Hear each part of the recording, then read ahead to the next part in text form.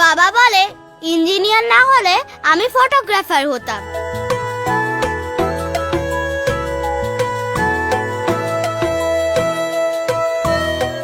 মা বলে অফিসে চাকরি না করলে নিজের একটা বুটিক খুলতাম।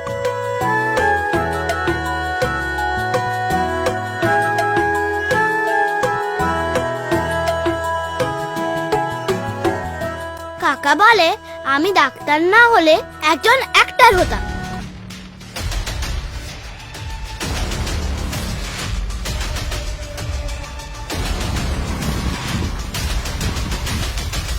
আমি জানি আমি যা স্বপ্ন দেখি আমি তাই হব।